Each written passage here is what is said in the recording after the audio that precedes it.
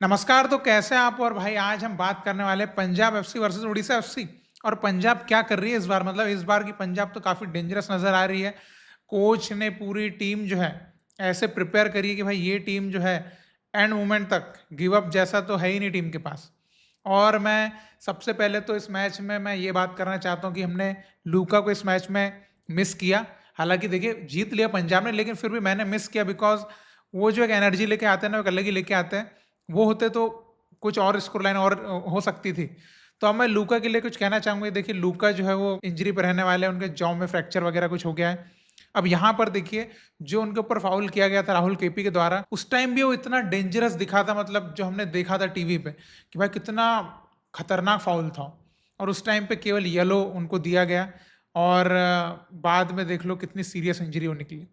तो वैसे तो वो फाउल पे उनको सस्पेंड करना भी था, लेकिन वही है कि भाई रेफरी हमारे बड़े खतरनाक है, तो मैं इसके ऊपर तो कुछ बोल नहीं सकता। लेकिन हाँ, ये बहुत ही बुरा जो हुआ है भाई, मतलब लूका को हम इतना लंबा मिस करेंगे।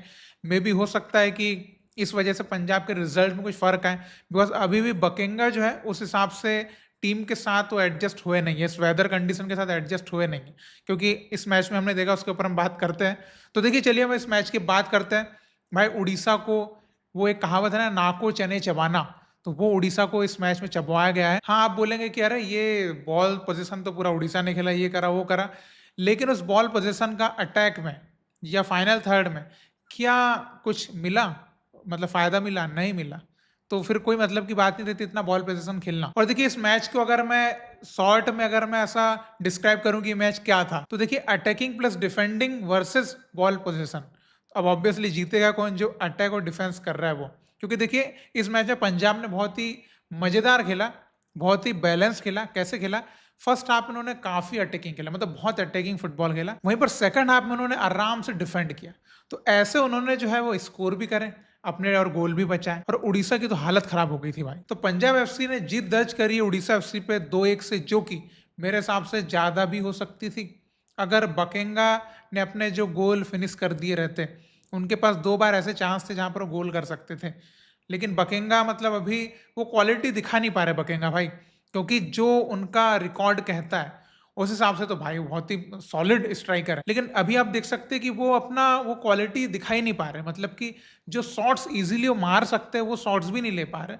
तो यहाँ पर अभी बकेंगा को मे बी एडजस्ट होने में और थोड़ा टाइम लगेगा, देखते हैं। इसलिए मैं कह रहा हूँ कि लूका का ना होना ये थोड़ा सा खलेगा, क्योंकि अगर बकेंगा अगर फॉर्म में आ जाए कोई दिक्कत नहीं है, फिर तो भाई बहुत क्वालिटी स्ट्राइकर है। लेकिन अगर बकेंगा मान लीजिए फॉर्म में नहीं आते, तो स्ट्राइकिंग में जो लूका जो वहाँ पर देते हैं क्वालिटी, वो मिस करेगी पंजाब एफसी। हालांकि अच्छी बात यह है कि उनके अदर प्लेयर्स चल रहे हैं और स्कोर कर रहे हैं, ये पंजाब एफसी के लिए ज़्यादा बेटर हो गया। और सबसे अच्छी बात मुझे क्या लग रही बताइए? सबसे अच्छी बात लग रही कि इंडियन प्लेयर्स भाई के चमक रहे हैं। आप देखिए ऑल इंडियन प्लेयर्स मतलब कितने शानदार खेले पंजाब एफसी के लिए। और मैं निहाल सुद्दीस की जो बात करना चाहता हूँ भाई, की मतलब ये टैलेंट जो है इस साल मुझे लगता है कि ये कंसिस्टेंटली परफॉर्म करने वाला है बंदा, क्योंकि वो हंगर इनमें नजर आ रहा है। आपने केरला ब्लास्टर्स वाले मैच में भी देखा, और उसमें ना उन्होंने जैसा खेला तो एक कॉन्फिडेंस बूस्ट हुआ। अब इस मैच में उन्होंने स्कोर भी कर लिया, इस मैच में ऑलमोस्ट 2 गोल स्कोर करने वाले थे। तो अभी उनका कॉन्फिडेंस जो है वो और बूस्ट हो गया।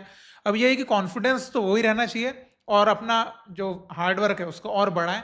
तो मेरे हिसाब से भाई इस सीजन जो है हमको निहाल सुद्दीस बहुत ही मतलब कि करिश्माई चीजें करते हुए दिख सकते हैं। अब हम बात करते हैं कि उड़ीसा एफसी ने इतना 70% बॉल पोजीशन खेला है और इतना सब कुछ किया है, लेकिन फिर भी उड़ीसा एफसी में क्या चीज की कमी नजर आ रही थी?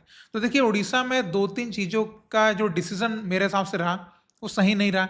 एक तो सबसे पहला है कि जौहू के साथ स्टार्ट ना करना, क्योंकि आपने देखा कि जौहू का ना होना मतलब Orissa FC is almost like कि थोड़ी सी हैंडीकेप हो जाती है। जी, आप हमेशा से देखते आ रहे हैं कि जहू नहीं है तो वो चीज मिडफील्ड, गेम कंट्रोल, गेम है ना, रोटेशन कुछ भी नहीं दिखता है। लेकिन आपने देखा सेकंड हाफ में जहू आए तो उन्होंने फिर जो है वो पूरा अप डाउन करके गेम को थोड़ा सा बिल्ड करने की कोशिश करी। लेकिन तब तक जो है वो पंजाब एफसी समझ चुकी थी कि अब जो है वो करना क्या है उड़ीसा एफसी के अगेंस्ट।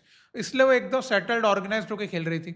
इसलिए वो जहू के आने के बाद भी वो क्रिएटिविटी दिखी नहीं। ऊपर से एक बात ये भी आ सकता है जो एक्सक्यूज में आप डाल सकते हैं कि भाई उनके दो जो प्लेयर्स है फर्स्ट चॉइस डेलगाडो और गामा, वो इसमें नहीं खेल रहे थे, तो उनका थोड़ा सा डिफेंस भी वीक रहा।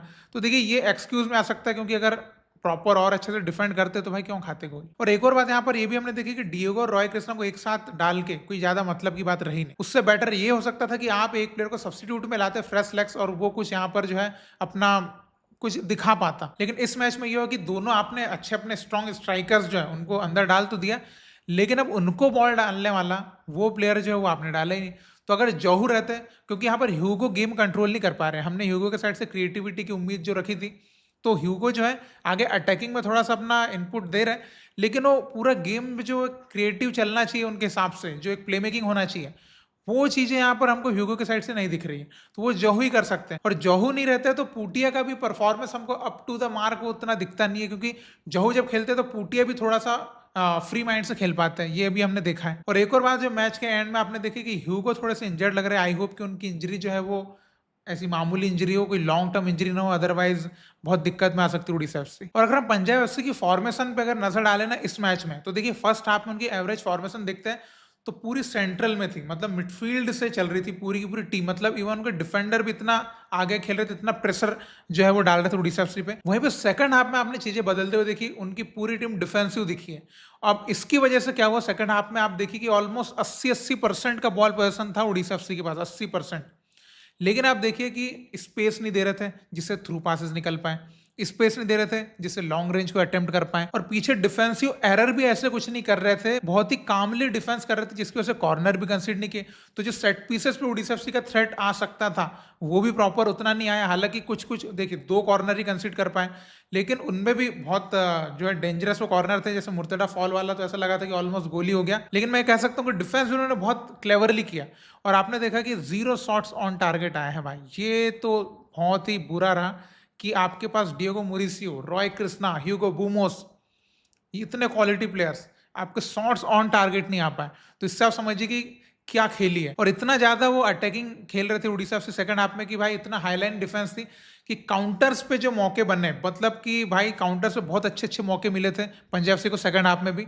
लेकिन वहां पर लियोन वाला जो गोल है वो मैं दाद देना चाहूंगा कि भाई एज ए सब्स्टिट्यूट आए, और पिछले गेम में भी उनका प्रॉपर इन्वॉल्वमेंट था, सीधा इन्वॉल्वमेंट था, जो उन्होंने पेनाल्टी विन करी थी, और इस गेम में भी सीधा इन्वॉल्वमेंट, क्योंकि इसमें तो गोल ही कर दिया, वो भी विनिंग गोल साबित हुआ।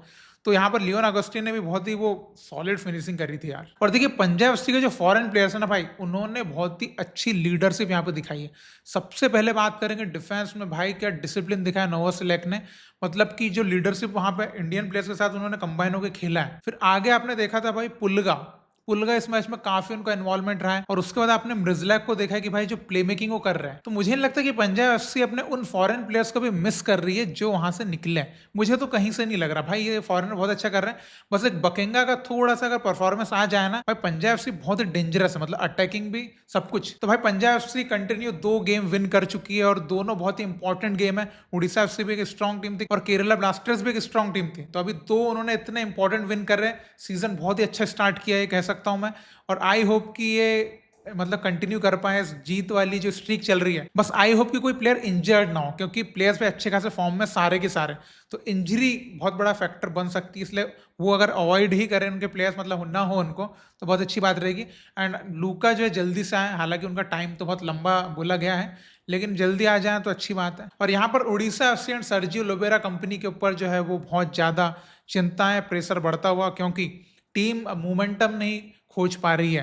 पहले गेम में भी आपने देखा कि थोड़ी सुस्ती नजर आई, और इस गेम में भी आपने देखा कि इस गेम में बॉल पोजीशन है, लेकिन अटैक को ब्रेक करने के लिए जो एक स्ट्रेटेजी होना चाहिए था वो सर्जियो लोबेरा ने मिस करी इस मैच में। स्टार्टिंग से टैक्टिकली आप देखते हैं तो चीजें सर्जियो लोबेरा ने डिसीजन जो लिए वो सही नहीं लिए थे इस मैच के लिए। तो इन चीजों के ऊपर जो आगे के मैचेस में ध्यान देना पड़ेगा, और अपने फैंस को खुश करना पड़ेगा उड़ीसा एफसी को। तो आप इस मैच के लिए क्या कहना चाहेंगे जरूर कमेंट में लिख के बताइएगा, और इसी तरह आप इंडियन फुटबॉल को सपोर्ट करते रहिए। बहुत बहुत शुक्रिया वीडियो देखने के लिए। जय हिंद, जय भारत।